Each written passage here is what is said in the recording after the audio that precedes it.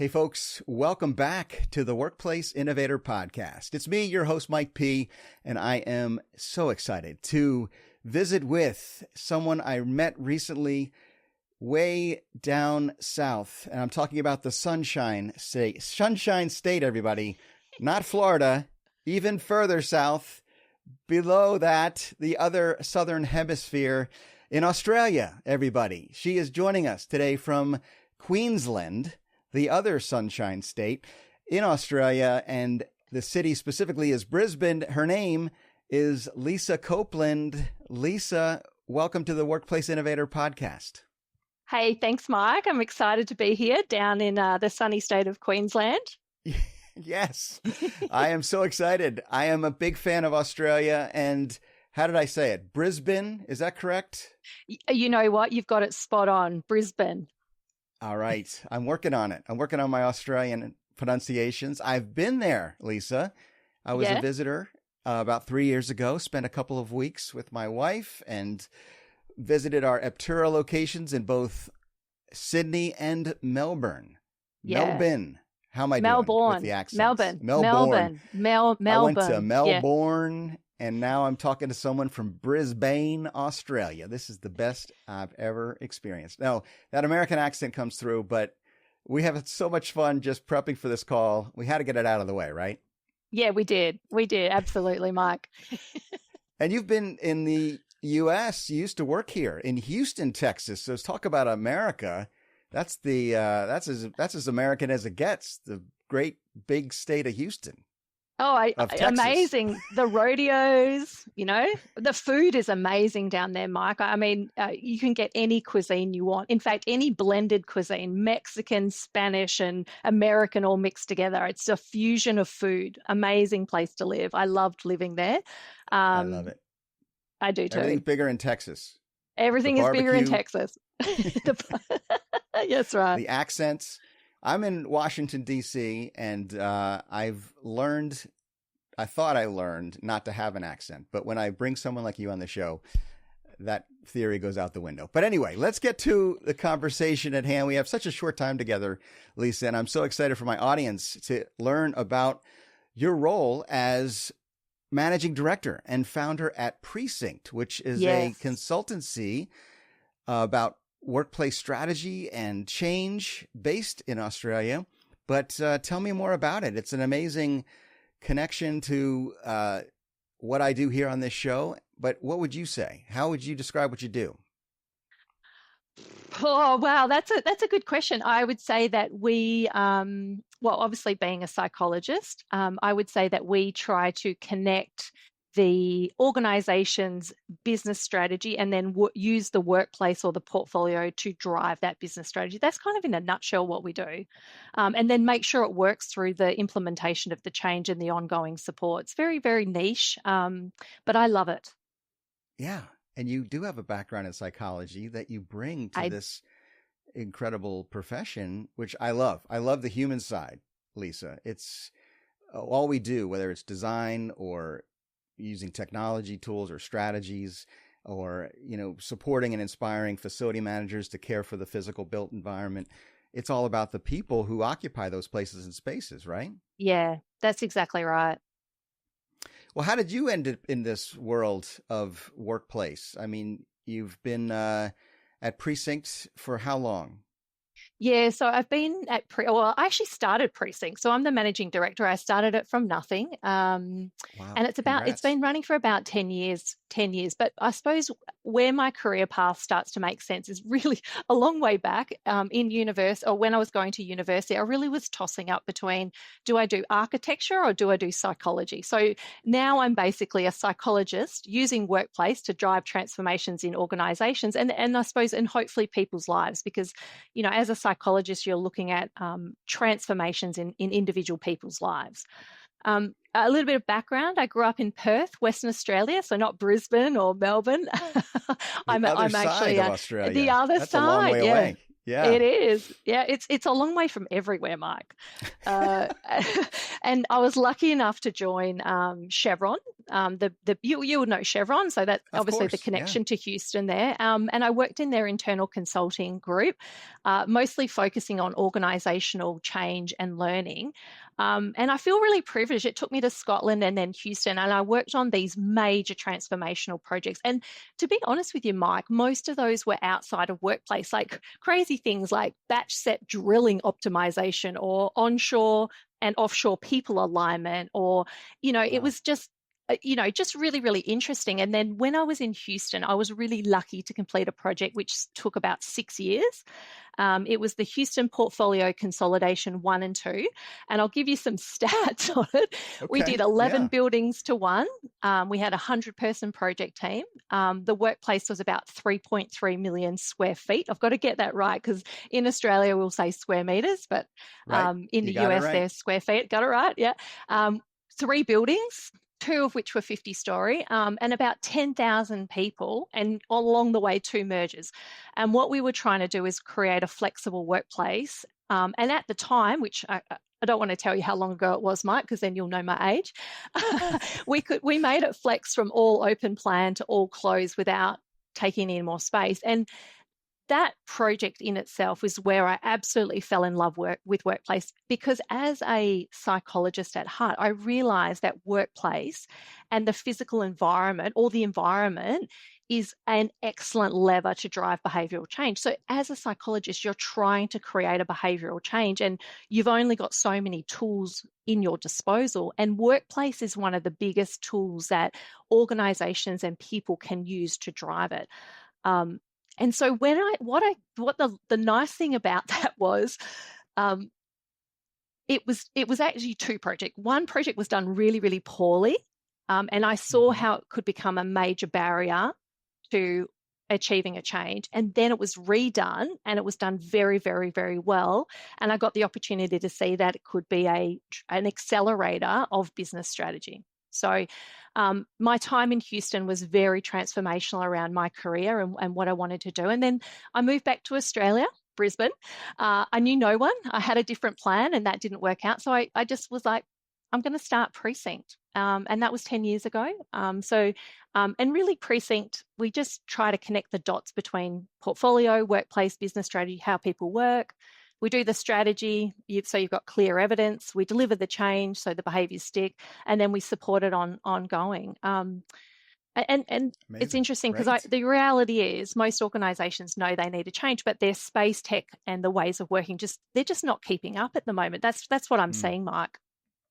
Well, I am seeing that too, Lisa, and we want to hear more of your perspectives and some of the lessons you've learned in recent years and how you might help my audience move forward. Here we are in the middle of 2026 almost, and we are in a place where we have the opportunity to shape our space, and also the people, and those human behaviors are so essential. So we're going to talk about it all.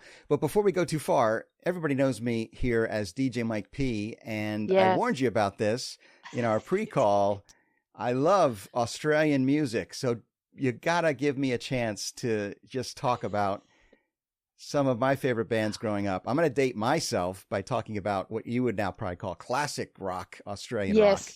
The bands like In Excess and Midnight Oil.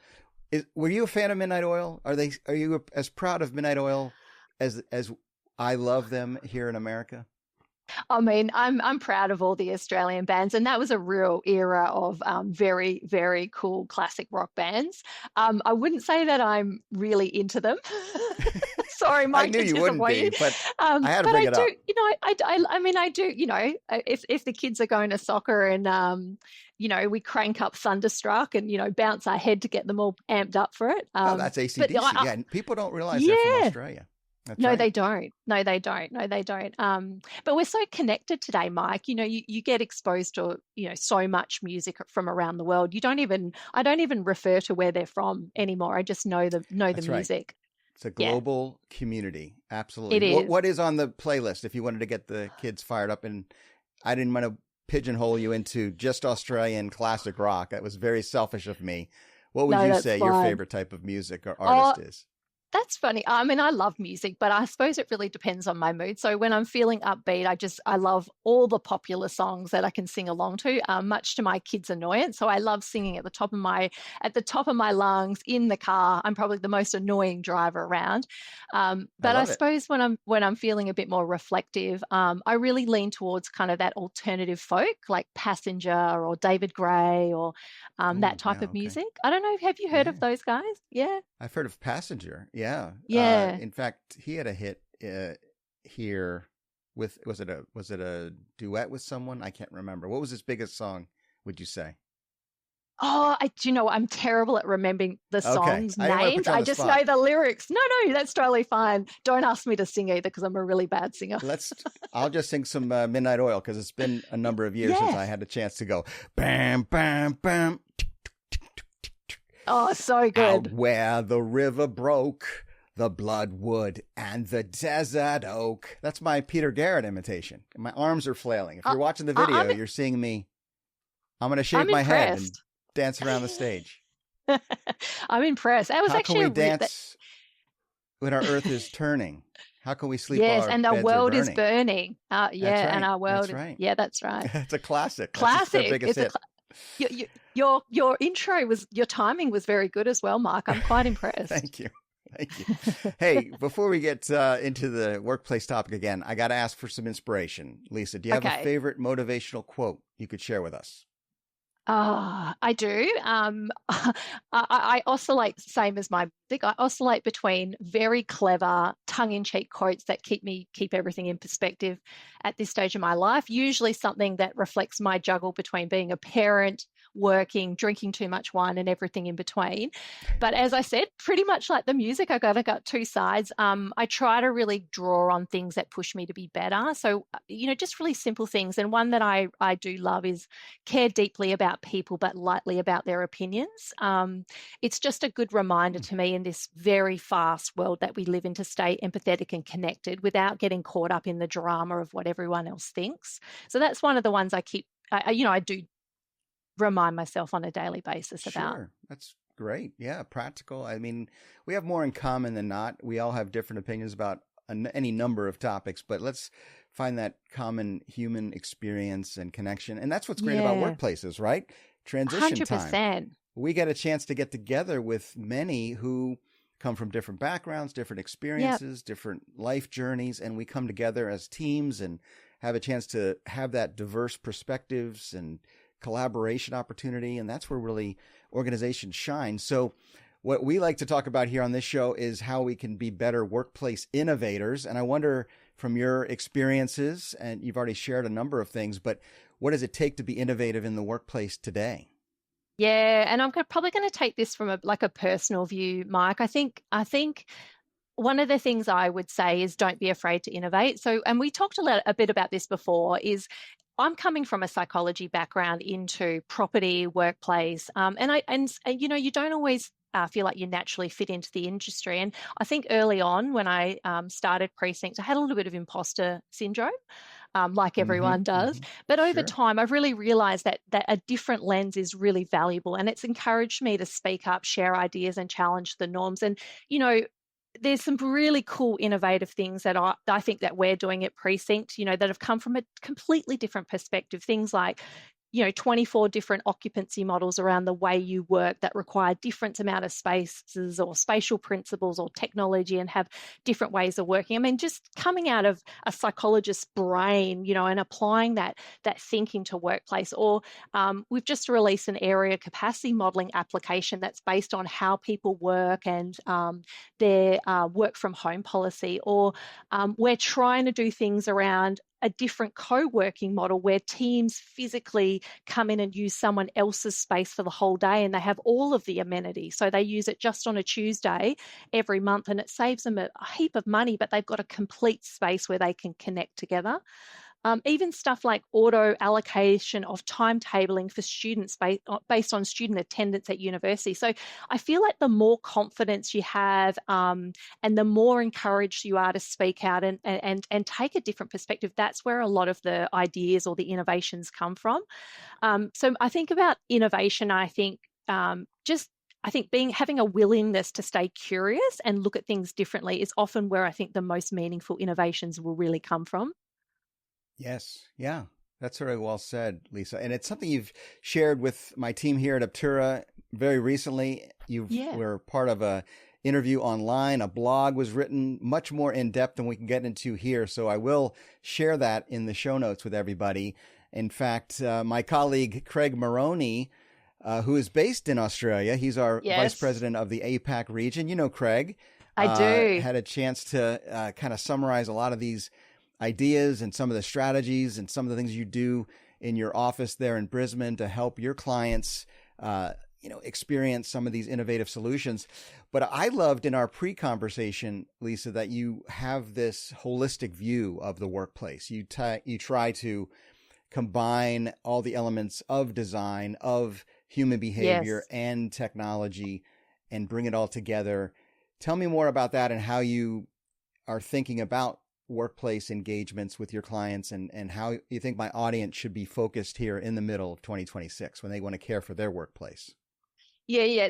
I think it's because we're not looking at it from a purely design lens. We're looking at it from an occupier, so someone who's responsible for property in a business, and how that person can help the business use their role or their remit to move a business forward in terms of their strategy. So they're not dealing with just the space. In order for their role to make a transformational difference in the business, they need to really understand, how does what I'm delivering support my business and my business performance, and how do I enable the entirety of the people within my organization to move towards that. So you're right, we look at it's a very interesting view that we have. So we're trying to make sure that the workplace or the portfolio aligns with, one, the business strategy, the experience, and that sort of forms how they're actually going to work. So that occupancy model, it's almost like if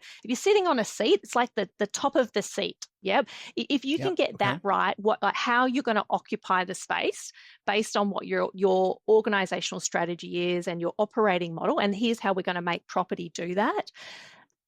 It then drives everything. It drives the building that you're going to go into and the performance requirements of that. It drives the spatial principles. It drives the technology performance requirements, and it drives how the change is going to manage. So it's what we're trying to do is not look at one thing in isolation. It's actually when those three things or four things marry up, it's beautiful. It just creates an unbelievable workplace experience that is truly transformational for the organization. But if you're just dealing with one leg of that chair, say it's a four-legged chair, just the space, and you forget about the tech or the behaviors or, all of those other things, it falls over.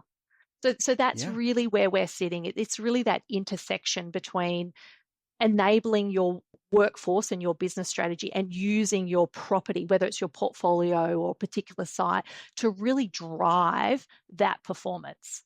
Wow. Yeah, that's so good, Lisa. I really appreciate that. And you mentioned one of those legs of the stool is technology. I'd love to hear more about your perspectives there. I'm fascinated by the opportunity my listeners have to pull one of the levers, the lever of technology, and use it as a tool to really help make these changes and to make these better workplace and employee experiences. What would you say about the biggest FM and workplace technologies out there, and what is potentially having the biggest impact on the workplace?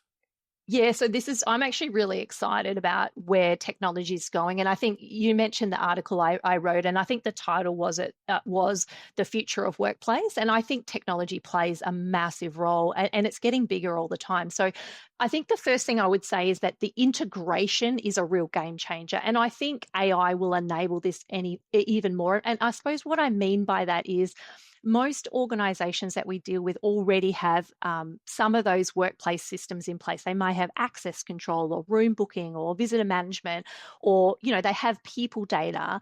But what's happening is they're sitting in silos. And when you start to interconnect the data and those systems, it creates a far more seamless user experience. So if you could imagine I'm issuing digital access passes based on planned attendance in my Apple Wallet. As I'm swiping through the race gates, I'm getting the destination controlled lifts to a different floor every day because the building is being auto stacked based on who I need to be sitting with. I'm getting personalized entry points with content coming to me.